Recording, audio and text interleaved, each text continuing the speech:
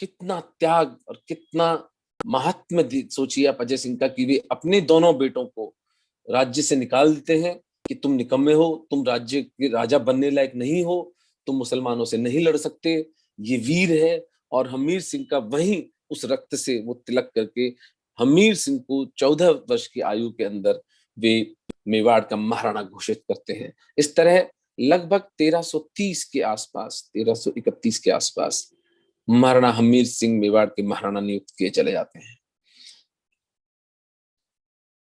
अब जो दो पुत्रों को जिनको निकाला गया, जो शिवाजी महाराज बने, तो ये भी एक दैवी संयोग था राज्य से। और एक जो बच्चा था वो जाकर के महाराष्ट्र के अंदर जिसने जिसने आगे जाके औरंगजेब से लड़ाई लड़ी और उन वीर मराठाओं ने, पेशवाओं ने हिंदू साम्राज्य की स्थापना की। जब मेवाड़ बिल्कुल नीचे आ चुका था 18वीं 19वीं शताब्दी में, तब इसी परिवार ने वो बीड़ा उठाते हुए हमारे सनातन धर्म की युद्ध को और उस अग्नि को और उस भगवा ध्वज को उठाकर रखा।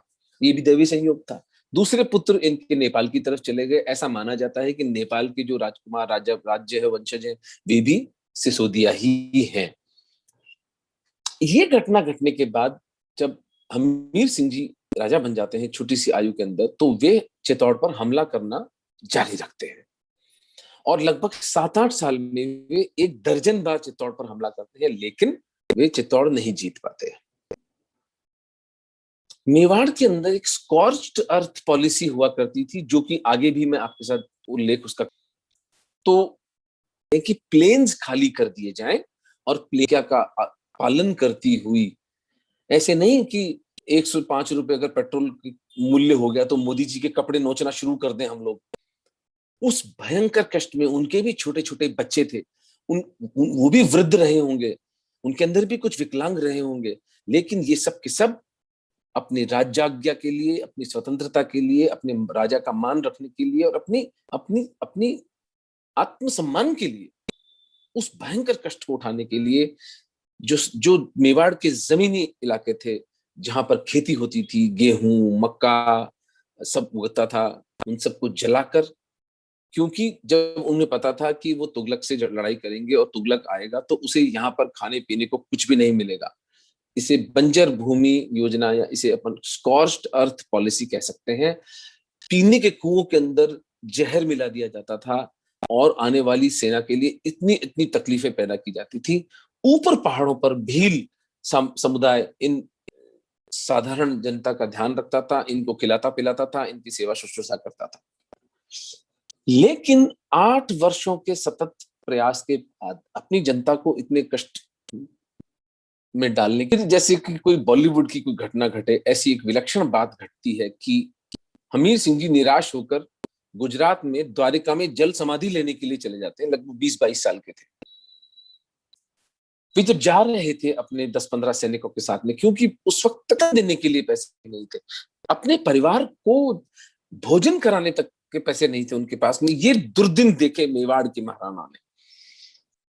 वे खोड़ नाम के एक गांव में गुजरात में रुकते हैं। वहां पर एक चारण स्त्री थी जिनका नाम था बरवड़ी देवी, और हमीर बरवड़ी देवी के पास जाते हैं, तुझे चित्तौड़ मिलेगा। वो कहते हैं कि भाई मेरे पास में ना धन है, ना घोड़े हैं, ना हथियार है, ना सैनिकों को वेतन देने के पैसे नहीं है मेरे पास, कहां से मिलेगा वो चित्तौड़।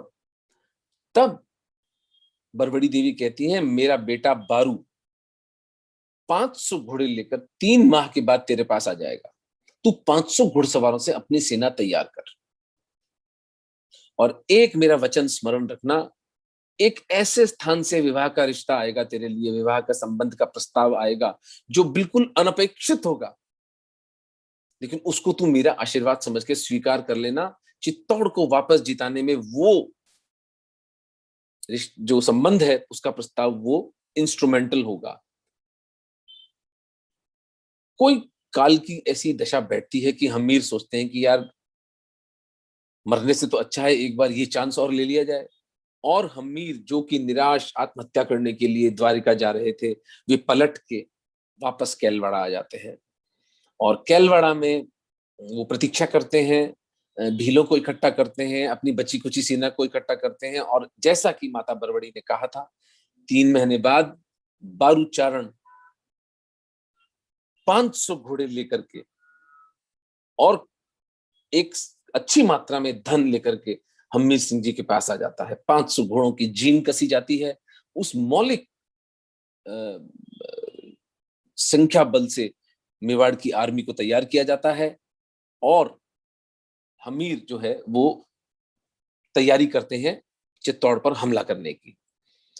इस बीच मालदेव सोनगरा, जो कि तुगलक के द्वारा अपॉइंटेड वसाल था चित्तौड़ का, सिपह सलार था, उसका नुमाइंदा था चित्तौड़ में, उसके सलाहकार उसे कहते हैं कि इस बंजर चित्तौड़ में अपन कर क्या रहे हैं यार, जब तक ये हमीर जिंदा है तब तक मेवाड़ पर तो अपना अधिकार होने से रहा।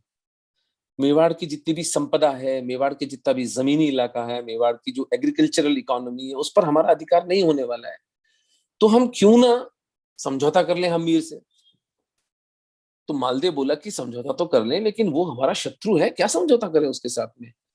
तब अपनी बेटी का संबंध लेकर के मालदेव सोनगरा हमीर के पास भेजता है। यानी उससे पहले हमीर 5-7 बार चित्तौड़ पर हमला कर चुके थे। तो हमीर और मालदेव की शत्रुता थी, भयंकर शत्रुता। ऐसे में वो अपनी बेटी का संबंध हमीर सिंह जी करने के लिए भेजता है। तब उसे माता बरवड़ी का वचन याद आता है कि एक अप्रत्याशित जगह से तेरे लिए संबंध आए तो उसे मेरा आशीर्वाद समझ के स्वीकार कर लेना, उसे मना मत करना।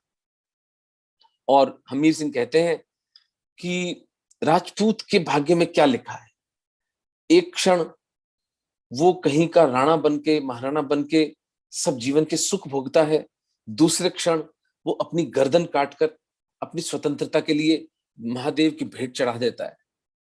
तो इतना क्या सोचना, अगर माता बरवड़ी ने बोला है कि एक अप्रत्याशित जगह से संबंध आए तो उसे स्वीकार कर लेना, तो उस समय में, उस काल में नारियल जब दिया जाता था तो ये मान लिया जाता था कि जो रिश्ता है, संबंध है, वो स्वीकार कर लिया गया है। तो वो कहता है कि let the coconut be accepted, यानी स्वीकार कर लो नारियल को, हम इस संबंध को स्वीकार करते हैं।